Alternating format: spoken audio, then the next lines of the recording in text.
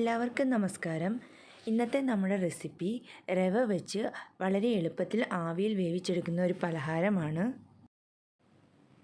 സാധാരണ നമ്മൾ ഗോതമ്പ് പൊടി അരിപ്പൊടിയൊക്കെ വെച്ചിട്ടല്ലേ ഇലയുടെ അല്ലെങ്കിൽ ഇലയപ്പമൊക്കെ തയ്യാറാക്കുന്നത്. ഈ നമ്മൾ റവ വെച്ചിട്ടാണ് ചെയ്തിട്ടുള്ളത്. 100% ഹെൽത്തി ആയിട്ടുള്ള ഒരു പലഹാരമാണിത്. നിങ്ങൾക്ക് ഈ വീഡിയോ ഇഷ്ടപ്പെടുകയാണെങ്കിൽ എല്ലാവരും ഒന്ന് ട്രൈ ചെയ്ത് നോക്കുക. അപ്പോൾ നമുക്കിത് തയ്യാറാക്കുന്നതിന് വേണ്ടി മിക്സിയുടെ ജാറിലേക്ക് 1.5 കപ്പ് റവയാണ് എടുക്കേണ്ടത്. ഞാനിവിടെ എടുത്തേക്കുന്ന 1/2 കപ്പ് അളവിലുള്ള കപ്പാണ്, അതുകൊണ്ടാണ് ഞാൻ 3 പ്രാവശ്യം എടുത്തേക്കുന്നത്. ഇനി നമുക്ക് ഈ റവ നന്നായി ഒന്ന് പൊടിച്ചെടുക്കണം. ഒട്ടും തരിയില്ലാതെ വേണം പൊടിച്ചെടുക്കാൻ. ഇപ്പം ഞാൻ പൊടിച്ചെടുത്ത് കൊണ്ടുവന്നിട്ടുണ്ട്. ഇനി നമുക്കിതൊരു ബൗളിലേക്ക് ഇട്ട് കൊടുത്തിട്ട് അതിലേക്ക് കുറച്ച് ഉപ്പ് ചേർത്തൊന്ന് നന്നായി ഇളക്കിയെടുക്കാം.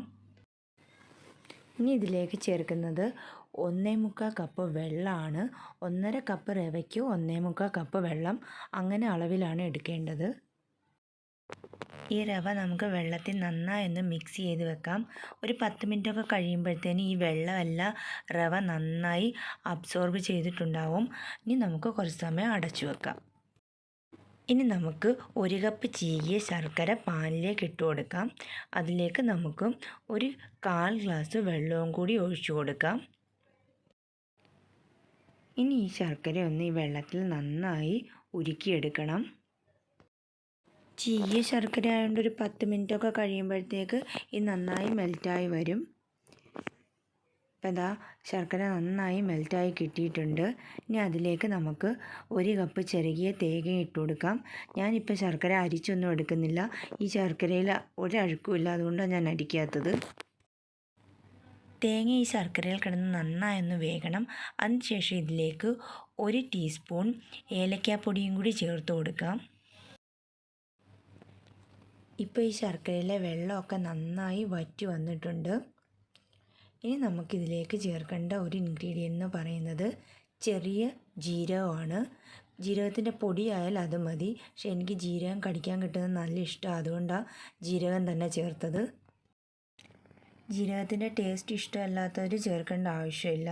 ഇനി നമ്മളിതിലേക്ക് ചേർക്കുന്നത് 1 കപ്പ് ഗ്രേറ്റ് ചെയ്ത ക്യാരറ്റാണ്. ഞാൻ പറഞ്ഞില്ലേ നല്ല ഹെൽത്തി ആയിട്ടുള്ളൊരു പലഹാരമാണിതെന്ന്.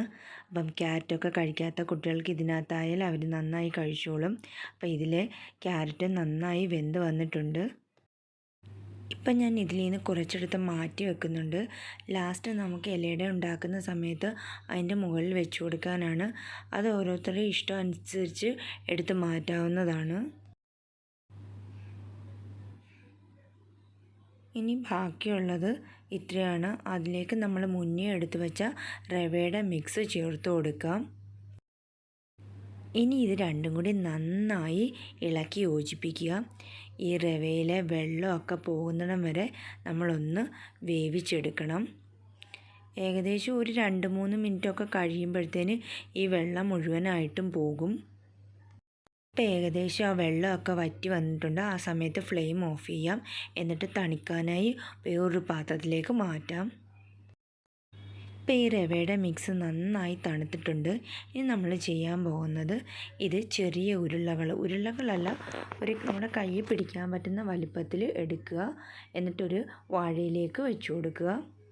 ഇനി ഇതിൻ്റെ മുകളിലേക്ക് നമ്മൾ നേരത്തെ മാറ്റി വെച്ച തേങ്ങയുടെയും ക്യാരറ്റിൻ്റെയും ശർക്കരയുടെയും മിക്സില്ലേ, അത് ചേർത്ത് കൊടുക്കുക. നമ്മൾ ഇലയുടെ ഉണ്ടാക്കത്തില്ലേ, അങ്ങനെ വെച്ച് കൊടുത്താലും മതി. ഞാനിപ്പോൾ ഈ ഒരു രീതിയിലാണ് ചെയ്യുന്നത്. എന്നിട്ട് ഈ വാഴയിലയിൽ നന്നായി പൊതിഞ്ഞെടുക്കണം. കണ്ടില്ലേ, ഈ ഒരു രീതിയിൽ നമുക്ക് പൊതിഞ്ഞെടുക്കാം. അല്ലെങ്കിൽ നമ്മൾ വാഴയിലയിലോ ഇലയപ്പോ ഒക്കെ പരത്തി ഉണ്ടാക്കില്ലേ, അങ്ങനെ ചെയ്താലും മതി. ഇതാകുമ്പം കുറച്ചും കൂടെ ഈസി ആയിട്ട് നമുക്ക് ചെയ്യാൻ പറ്റും. അടുത്തത് ഞാനിങ്ങനെ തന്നെ ചെയ്യുകയാണ്.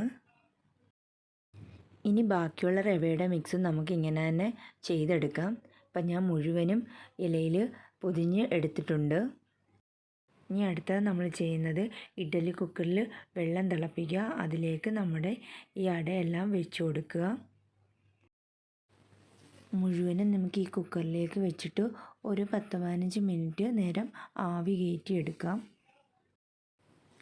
ദേ നമ്മുടെ റവയട ഇവിടെ റെഡി ആയിട്ടുണ്ട്. നല്ലൊരു സ്മെല്ലാണ് വരുന്നത്. ഞാൻ ഇനി ഇതൊന്ന് തുറന്ന് കാണിക്കാം. ഫൈനലി നമുക്ക് ഈ ഒരു രീതിയിലാണ് കിട്ടുന്നത്. വളരെയധികം ഹെൽത്തിയും ടേസ്റ്റിയുമായൊരു പലഹാരമാണിത്. നിങ്ങൾക്കെല്ലാവർക്കും ഈ റെസിപ്പി ഇഷ്ടപ്പെട്ടുണ്ടെങ്കിൽ എല്ലാവരും ഒന്ന് ട്രൈ ചെയ്ത് നോക്കുക. നിങ്ങളുടെ അഭിപ്രായങ്ങളൊക്കെ അറിയിക്കുക. പലർക്കും അറിയാമായിരിക്കും റവ കൊണ്ട് ഇങ്ങനെ ചെയ്യാമെന്ന്. ഇതുവരെ ട്രൈ ചെയ്തിട്ടില്ലാത്തവരൊന്ന് ട്രൈ ചെയ്ത് നോക്കുക. 100% ഹെൽത്തിയാണിത്. അതുപോലെ തന്നെ എൻ്റെ ചാനൽ ആദ്യമായി കാണുന്ന ആരെങ്കിലും ഉണ്ടെങ്കിൽ ഒന്ന് സബ്സ്ക്രൈബ് ചെയ്യുക. തൊട്ടടുത്ത ബെല്ലൈക്കൺ പ്രസ് ചെയ്ത് ഓൾ എന്നുള്ള ഓപ്ഷൻ ചൂസ് ചെയ്യുക. അപ്പോൾ ഞാനിടുന്ന വീഡിയോസിൻ്റെ നോട്ടിഫിക്കേഷനൊക്കെ നിങ്ങൾക്ക് അപ്പോൾ തന്നെ കിട്ടുന്നതാണ്. ഈ റെസിപ്പി എല്ലാവർക്കും ഇഷ്ടപ്പെട്ടെന്ന് വിചാരിക്കുന്നു. ഇഷ്ടപ്പെട്ടെങ്കിൽ ട്രൈ ചെയ്ത് നോക്കുമെന്ന് വിശ്വസിക്കുന്നു. അപ്പം നമുക്ക് അടുത്ത ദിവസം പുതിയൊരു റെസിപ്പിയുമായി കാണാം. അതുവരെ children take care. Bye bye.